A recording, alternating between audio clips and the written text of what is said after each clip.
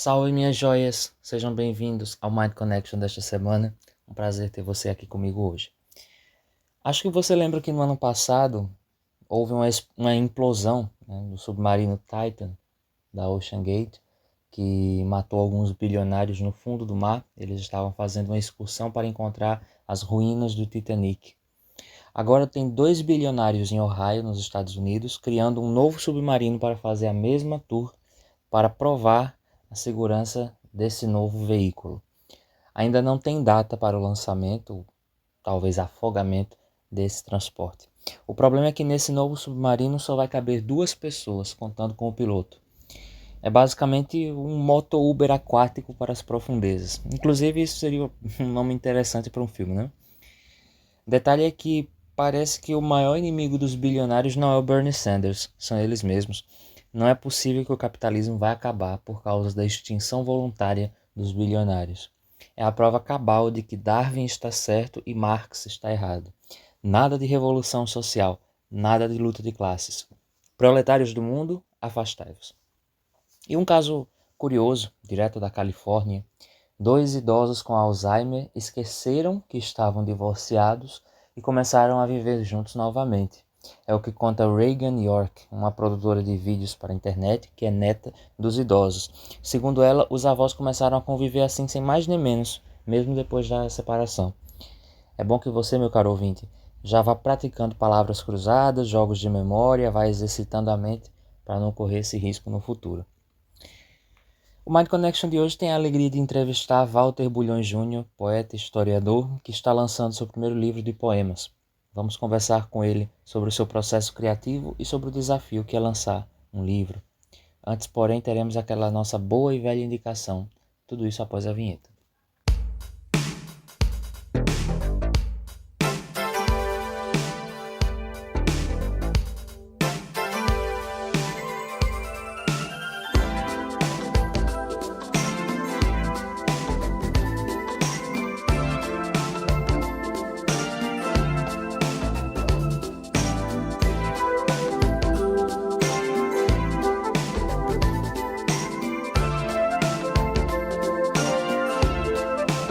No último domingo, dia 26, fez 57 anos que o álbum Sgt. Pepper's Lonely Hearts Club Band dos Beatles foi lançado em 1967.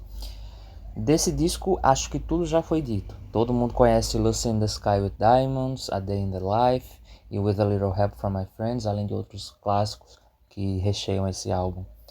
Mas eu quero indicar um livro excepcional para todo mundo que gosta dos Beatles. É o livro The Beatles, Todas as Músicas, Todas as Letras, Todas as Histórias, de Steve Turner. No Brasil é publicado em capa dura pela editora Sextante, em um formato até pouco usual. É um livro bem grande.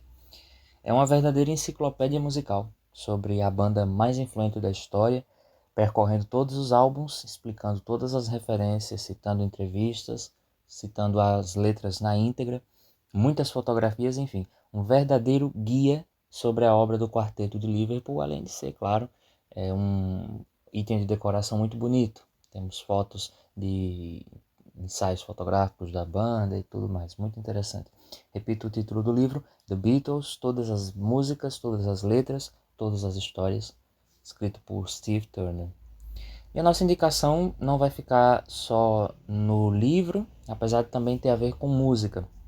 Quero indicar o álbum que inspirou Paul McCartney na direção musical do Sgt. Pepper's e contra o qual eles queriam, a banda, os Beatles, queriam rivalizar em termos de genialidade, efeitos sonoros e boas canções.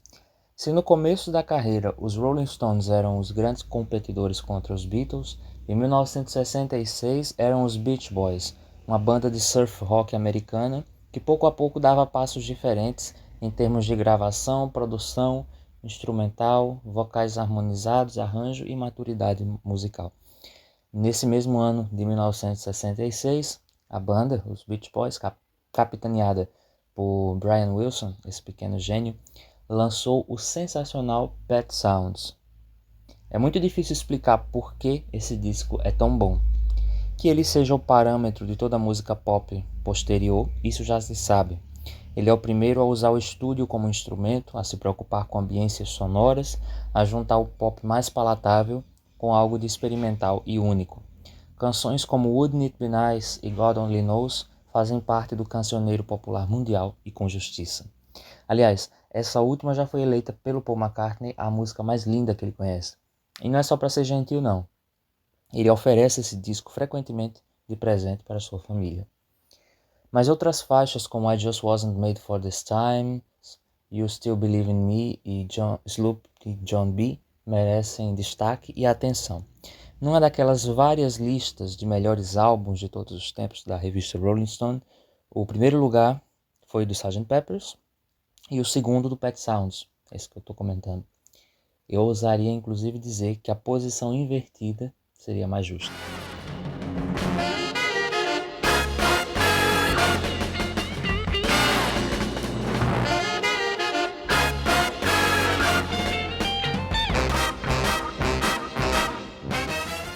E a nossa entrevista hoje é com Walter Bulhões Júnior, professor de História, historiador, poeta, escritor imortal da Academia Guarabirense de Letras e que já participou de uma roda de conversa em episódios anteriores do Mind Connection.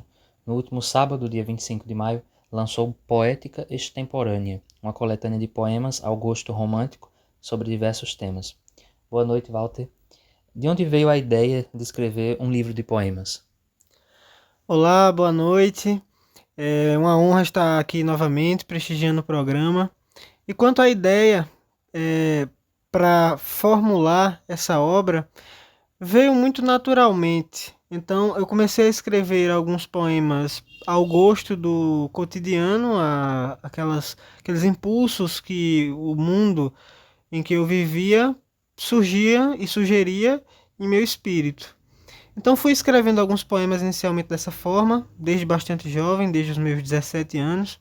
Alguns poemas datam dessa época no livro. E fiquei escrevendo até muito recentemente.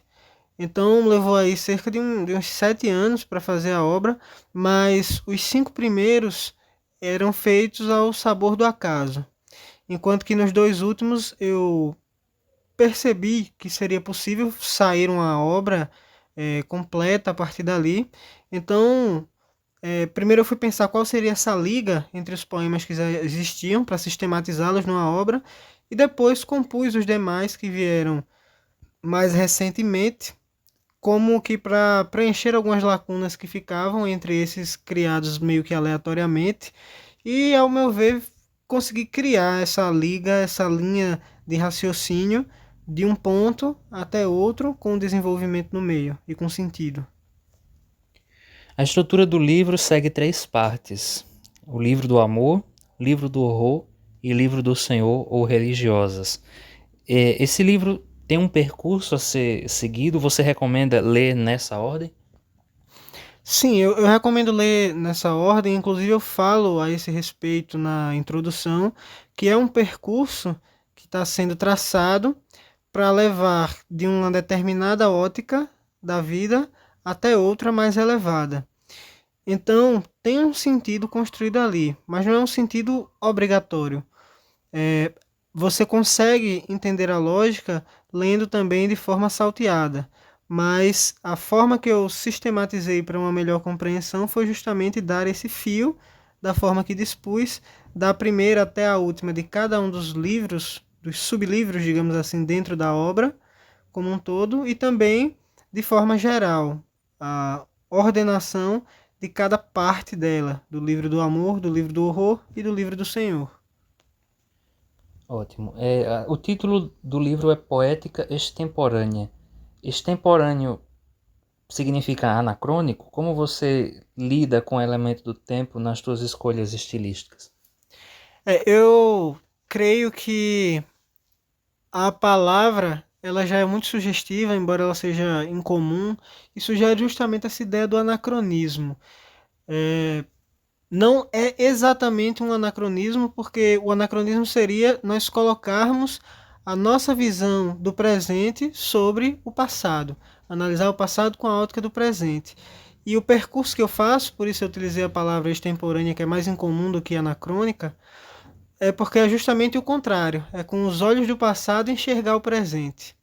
Então eu quis passar essa ideia, e quanto à presença desse elemento no tempo, talvez por uma grande influência historiográfica na minha formação como historiador, mas antes disso eu já tinha essa tendência muito forte dentro de mim, que era de esse sentimento de um não encaixar-se na realidade do presente, é, uma realidade muito despida de valores, uma realidade onde os alicerces que nos sustentam hoje, em geral, são muito frágeis, e aqueles que são firmes são justamente os herdados do passado. Então, em meio a todas essas reflexões que eu sempre me questionei e sempre me perguntei também o porquê as pessoas não percebiam isso como eu estava percebendo. Então, uma das tentativas que eu faço com essa obra é de compartilhar essa minha visão, é de ser ouvido. Eu quero que as pessoas me ouçam e que também possam partilhar um pouco dessas reflexões. Então, basicamente, é como se eu estivesse dizendo: olha, vocês não estão percebendo isso? Vocês não estão percebendo que o caminho que a gente está seguindo é profundamente problemático e nós nos apoiamos em estruturas fragilíssimas, né? Então eu tento trazer algumas provocações nesse sentido, eu tento fomentar um pensamento nas pessoas que se aproximem do meu, que não precisam necessariamente concordar comigo, mas estar abertas a esse tipo de reflexão que eu acho que é bastante importante nessa realidade que a gente está construindo, até para poder vislumbrar uma construção de um presente e de um futuro em ideais mais sólidos e também vislumbrar uma possibilidade de melhores venturas por aí.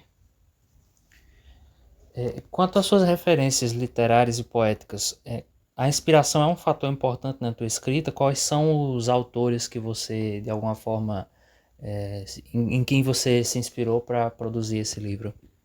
Pelo menos na tua própria formação de poeta. Eu sempre costumo dizer, até em outras conversas que a gente já teve em outros momentos, que do século XX para frente eu não conheço, né? Então, assim, um dos poucos que eu conheço do século XX é o Augusto dos Anjos, que eu gosto bastante, e o Murilo Araújo, que eu também gosto muito. Então, esses caras já me deram algumas influências, mas são as mais recentes. As demais são influências até um pouco mais arcaicas, assim. Então, seriam, sobretudo, os poetas do romantismo, sejam eles os brasileiros, como é o caso do Castro Alves, é o caso, em maior medida ainda, do Gonçalves Dias, do Álvares de Azevedo, do Casimiro de Abreu, esse que é uma das minhas maiores referências, eu diria, e também dos poetas do romantismo europeu, dos quais o principal, sem dúvidas, é Lord Byron. A gente tem o Goethe também, que tinha uma problemática ali de... Ele lançou, em certa medida, o romantismo na Alemanha, com os sofrimentos do jovem Werther, ao mesmo tempo que ele criticava o romantismo e não gostava dos românticos, né? Então ele, inclusive, tinha essa visão que, em sua maioria, os românticos eram ali uns artistas de quinta, e eu não duvido que boa parte deles fossem, porque estavam mais preocupados em viver a sua vida da bagaceira e dizer: olha, eu sou quase um Byron. E a qualidade literária, por outro lado, nem se aproximava do Byron, só no grau etílico. Então, assim, esses caras são minhas maiores inspirações, mas eu também pego algumas inspirações ali do neoclassicismo ou do arcadismo, né? Por exemplo, do Dirceu, que é o Tomás Antônio Gonzaga. Também pego algumas influências do classicismo mesmo. Gosto muito de Virgílio, com a Eneida, que assim me marcou profundamente na minha vida, na minha formação literária. Gosto bastante do Homero também. E esses grandes nomes, eu tenho procurado me aproximar cada vez mais deles. Mas nessa vibe, digamos assim, que eu estava enquanto eu escrevi o livro, eram sobretudo dos poetas românticos mesmo. Como você se definiria esse título extemporâneo? Contém algo de definidor da tua forma de escrever? Na inauguração, aliás, no lançamento do livro, o Haroldo Camelo de Mello até sugeriu que extemporâneo fosse um nome de um movimento literário que teria você como cabeça, mas esse nome define, talvez, como é que você se relaciona enquanto, não só enquanto esse livro, mas enquanto a tua produção poética completa. Seria ela também extemporânea? Eu diria que sim, eu diria que até agora tudo que eu já escrevi sempre tem uma vibe extemporânea. Eu não tinha percebido isso. Quem percebeu foi o Haroldo, nos grandes insights que ele tem de percepção artística, embora ele próprio costume dizer com muita humildade que não se considera poeta, que faz versos pelo inverso e que não é da formação acadêmica literária, mas eu acho ele um cara de uma percepção e de uma criação poética fora de série. E eu já tinha escrito outras obras que eu parei, que eu não dei continuidade, algumas até em prosa também, e que todas elas tinham esse quê de extemporâneo. Por exemplo, eu havia começado a escrever uma chamada Minha Vida em Saturno. E com Saturno era bem ambíguo. Aí eu queria dizer o planeta, porque era como se eu estivesse em outro planeta, mas eu me referia também à figura mitológica do ponto de vista romano, né, que está relacionada ao tempo também, em certa medida. Então, assim, para mim foi uma surpresa com a própria forma que eu escrevia, quando o Haroldo destacou isso para mim. Ele não tinha destacado a primeira vez lá no lançamento, em conversas particulares, ele já tinha me dito isso, que eu talvez fosse um criador aí de um novo gênero poético. Eu nunca pretendi chegar a tanto, né? Mas olhando nessa perspectiva, me parece hoje uma possibilidade, e eu falo isso com muita humildade, porque não foi uma coisa planejada, não foi uma coisa elaborada, foi uma coisa que se fez sozinha, foi uma tendência que se criou muito naturalmente no meu espírito e que justamente eu próprio não percebi, justamente por essa naturalidade. Então, quem sabe não vem aí uma coisa mais grandiosa, mas eu encaro sempre as coisas assim com muita tranquilidade. Eu acho que se tiver de acontecer, as coisas se encaminharão nesse sentido. Claro, eu fazendo a minha parte de produção, de pensar, de reflexão e de estudo, sobretudo, que é o que embasa a nossa produção poética, pelo menos em 50%, porque a outra parte é a própria elevação do espírito e são coisas que aí a gente não pode controlar e nenhum estudo traz. Então eu acho que tem que ser bem distribuída assim a produção poética e se tiver de ser, os meus rumos irão seguir nesse sentido. Também eu acho que o modernismo já está ultrapassado, né? Já faz 100 anos da Semana de Arte Moderna, já está na hora de um gênero, um modo de escrever novo. Eu inclusive vi certa feita um comediante, ele dizendo que ele já está cansado na seara política daquele discurso de fulano vai trazer a mudança. E ele, numa de suas piadas, ele dizia, eu só voto agora em quem disser, eu vou fazer igual. Eu não vou mudar nada, eu vou deixar do jeito que tá. Porque aí talvez venha alguma mudança. E é basicamente essa ideia que eu quero trazer, de tipo assim, a gente já ouviu por tanto tempo esse de vamos fazer diferente, agora é modernismo, agora é modernidade, agora vamos para frente, agora o negócio vai, agora vai dar certo. Então, nesse sentido, eu tentei assim criar uma ideia de não precisar estar indo sempre com as coisas para frente, modernizando e revolucionando e transformando e recriando e etc. A minha ideia foi justamente eu tentar olhar para trás, situar-me nesse mundo de trás, do passado, do que já foi, e tentar olhar o presente com uma ótica diferente. Não do presente para o futuro ou do futuro para o presente, e sim do passado para o presente. Publicar livros no Brasil é uma coisa um pouco incomum, no sentido de que as pessoas, de modo geral, até podem escrever, mas nem sempre publicam, né? Você tem alguma ideia de por que existe isso? Você pelo menos tem algum insight nesse sentido? Quanto a essa dificuldade de publicação, eu diria que se dá por vários fatores. Em primeiro lugar, a dificuldade de escrita, né? Então, você chegar ao ponto de finalizar uma obra já é uma luta. Como eu falei, eu comecei várias e ficaram no meio do caminho. Eu até pegava um pedacinho de uma ou outra, coisas que eu gostei e reaproveitava, né, do insight que eu tive numa obra, e eu dizia, não, isso aqui dá para ser aproveitado, dá para fazer um poema nesse sentido. E aí eu aproveitar. Também já me aconteceu de pensar que isso se daria pela dificuldade que nós temos também de tempo. Então, muitos autores antigos, eles eram pessoas abastadas, eles tinham tempo livre, tinham dinheiro para frequentar o lugar que eles quisessem. Rapaz, hoje o dia assim está tão nublado, eu vou ver como é que estão as coisas ali na Espanha. Aí o cara ia. Hoje está muito ensolarado, está muito quente, eu acho que eu vou na Inglaterra dar uma olhada como é que estão as coisas acontecendo por lá. Então, assim, você tem essa possibilidade e que hoje, muitas vezes, a gente já conversou sobre isso no outro podcast, a elite econômica não é a elite cultural.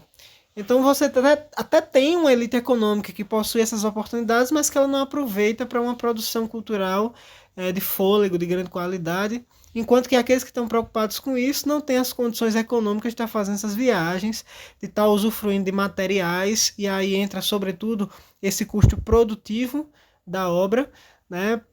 A gente tem uma elevação de preços no Brasil recentemente bastante considerável, tudo está muito caro. E assim, quando você coloca na ponta do lápis os custos para você publicar um livro de qualidade, né, não um que seja feito de todo jeito, porque a questão do projeto gráfico, a questão dos materiais utilizados, isso conta para atrair também o leitor. Então, assim, há essas dificuldades também com o custo produtivo em si do material, de se ter um material de qualidade e não qualquer coisa. Então isso também influencia. Eu já li relatos de autores, inclusive, que estão com materiais engavetados porque não conseguem arcar com os custos da publicação da sua obra, né? Então, vivendo na realidade que nós estamos situados, isso entra muito no custo e na conta para se ter uma publicação física. O e-book surgiu aí já de uma forma a baratear esse tipo de custo, mas eu ouço isso de praticamente todo mundo que é um leitor mais frequente, que não é a mesma coisa. Você lê um e-book e você lê um livro físico. Ao meu ver, cansa muito mais você ler um e-book, cansa a vista. Minha paciência se esgota rapidinho enquanto eu estou lendo material digital, então não me parece ser uma opção que se equipara à publicação física. Perfeito. Como foi o processo para publicar o livro? Não falo necessariamente em termos de dinheiro, mas de tempo, né? Como é que foi teu contato com a editora? Bom, a editora Viseu, ela sempre se fez assim muito solícita. O contato profissional deles é excelente. Então, eles dão respostas rápidas, respostas bem acertadas, de acordo com aquela perspectiva que você pretende. Então, desde sempre eu tive um contato muito bom com eles. E eles, de fato, fazem a obra à cara do autor. Eles não buscam ali lhe dar um uma propulsão para um caminho que você não quer, porque seria, por exemplo, mais comercial, mas eles ouvem muito o autor. E tudo bem, eles, claro, são uma editora e tem esse lado comercial, a gente sabe que isso é importante, porque o livro precisa ser vendido, não adianta você fazer o livro e deixar centenas ou dezenas de exemplares na gaveta, não vai servir de nada. Então, eles conseguem conciliar muito bem esse produto de qualidade comercial, mas muito a cara do que o autor pensa, muito a cara do que era idealizado por mim desde o princípio, está na obra. Inclusive deram insights muito bons de acordo com a proposta que eu tinha, mas com esse vislumbre ao mercado. Então, do meu ponto de vista, as coisas correram com uma tranquilidade muito grande, saiu bem o que eu esperava, até melhor do que eu esperava. Alguns dos insights, algumas das ideias que eles me sugeriram foram muito boas, eu acatei de livre e espontânea vontade, não houve qualquer pressão nesse sentido. Então, ter enfim o projeto em mãos, quando eu recebi já o projeto final e sobretudo ter o livro em mãos, é muito gratificante. O tempo todo eu fazia o comparativo que era um filho que está sendo gestado.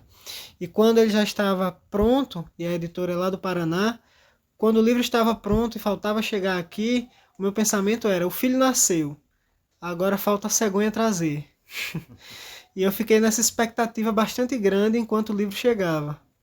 Mas no geral, a minha avaliação é extraordinária, é excelente a produção. Perfeito. Já tem alguma outra obra em produção ou em idealização? Sim, pretendo continuar no campo poético, mas agora não com poemas líricos separados entre si, com algum link temático, mas diferentes, textos diferentes, né? Não pretendo seguir dessa forma, e sim através de uma epopeia agora, tentar o caminho dos épicos, né? Os grandes mestres enveredavam por esse rumo, e eu ainda não sou um grande mestre, mas já estou começando ali, porque geralmente a produção da epopeia é muito cuidadosa e leva muito tempo.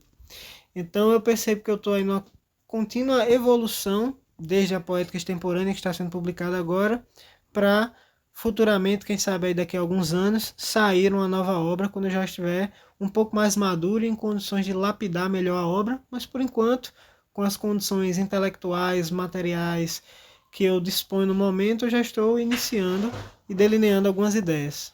Perfeito. Você pode. Aliás, onde a gente pode encontrar o livro para vender?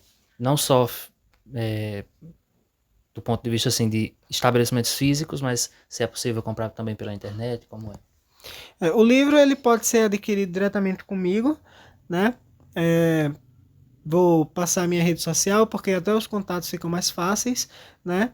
Que lá eu estou no Instagram como Walter Bulhões JR, Walter Bulhões Júnior. E o livro ele também já está disponível em diversas plataformas digitais, como a Amazon, que é a mais comum que a gente costuma adquirir esse tipo de material literário. Também está disponível nas Americanas, está disponível na Submarino. Então são algumas das plataformas assim mais conhecidas aqui no nosso país, né? Mas também já está disponível na Casa del Libro na Espanha, está disponível em outros países, em Portugal, na Bertrand Livreiros, por exemplo, e está disponível também nos Estados Unidos.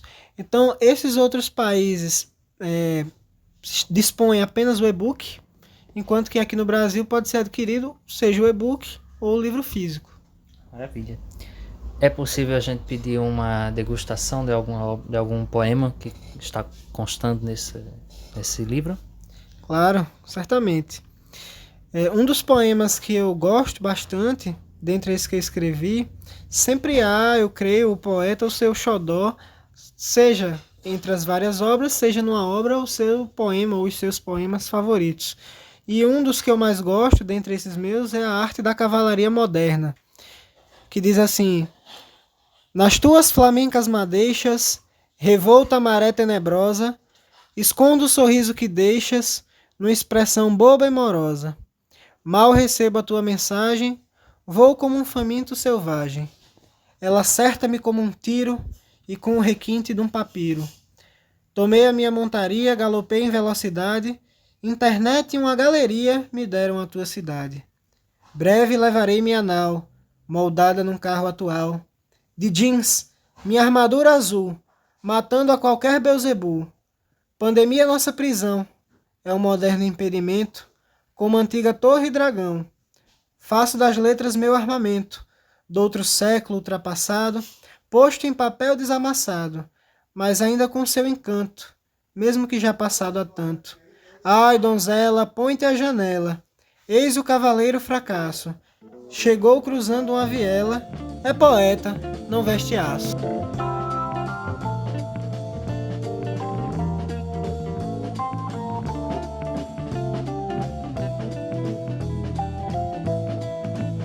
Agora vamos para o bate-bola. Onde você gostaria de viver? Certamente no lugar onde eu já vivo, aqui em Guarabira, Paraíba. Eu gosto muito daqui da nossa terra, mas se eu tivesse de escolher um outro lugar para viver, eu iria para o Japão. Eu gosto muito da cultura japonesa.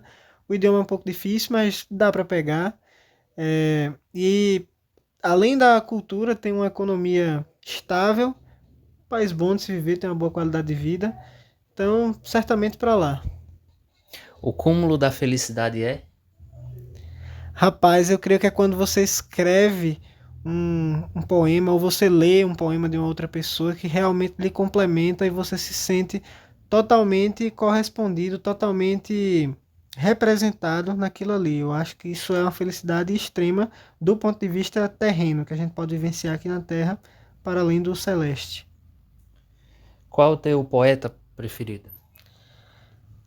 Essa é uma pergunta complicada, mas dado o fato que Dom Juan é minha obra favorita, então eu irei colocar o poeta que a escreveu, Lord Byron.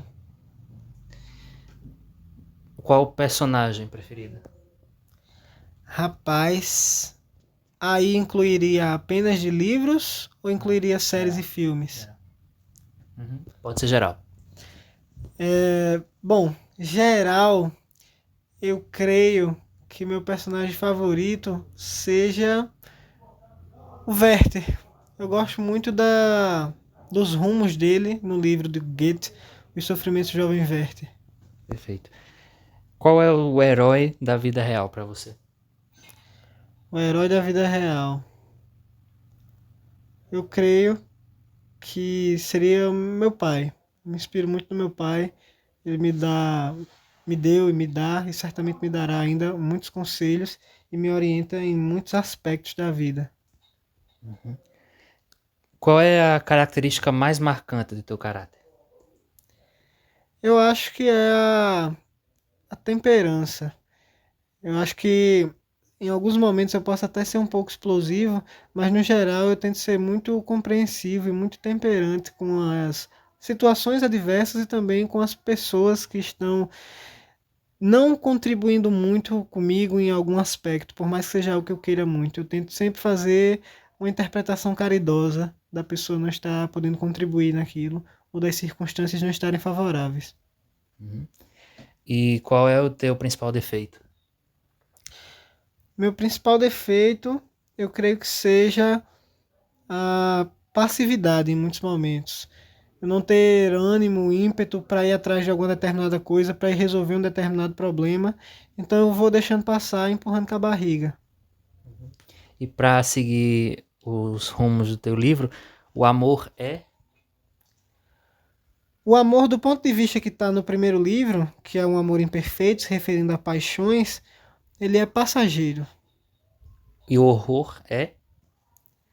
O horror, ele é aparentemente insuperável, mas é de fato também passageiro. E o Senhor é. Dentre todos é o único que é eterno. Perfeito. Terminamos aqui a nossa entrevista. Muito obrigado, Walter. Parabéns pelo lançamento do livro, parabéns pelo projeto do livro. Foi um lançamento muito belo. O livro está excelente. Como ele já falou, você consegue encontrar nas várias plataformas digitais. Você consegue também entrando em contato com ele.